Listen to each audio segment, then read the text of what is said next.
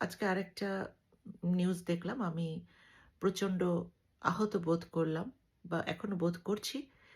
সেটা হচ্ছে যে দেশনেত্রী মারা গিয়েছেন ২৪ ঘন্টাও পার হয় নাই।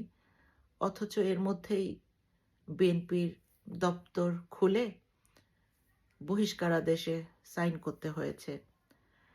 নীরব। উনি তো বেগম জিয়ার হাতের তৈরি একজন নেতা। এই মুহূর্তেই কি তাকে বহিষ্কার করার দরকার ছিল? মানে আজকেই বেগম জিয়ার দাফনটা সম্পন্ন হতো। অন্তত ২ টা দিন ৩ টা দিন কি এটা করা যেত না? অপেক্ষা করা যেত না? ব্যারিস্টার রুমিন ফারহানা, আমি নিজে উনার ভক্ত নই। এটা হতেই পারে। কারণ রাজনীতিতে আপনার এক এক মানে কেউ প্রিয় থাকবে, কেউ অতটা অপ্রিয় মানে প্রিয় থাকবে না বা অপ্রিয় থাকবে। কারো গুণগান গাবেন, কারো সমালোচনা করবেন, এটাই স্বাভাবিক। কিন্তু তারপরেও আজকেই উনাকে বহিষ্কার করা হলো। এটা আমার কাছে মনে হয়েছে বিএনপি আ রাজনীতির জন্য একটা অ্যালার্মিং।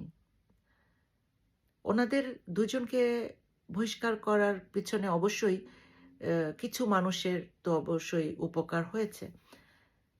তো যাদের উপকার হয়েছে তাদের আমলনামা, তাদের অবদান, তাদের আ ইতিহাস যদি আমরা সামনে আনি, তো সেটা আসলে ভালো কিছু আমরা দেখব না।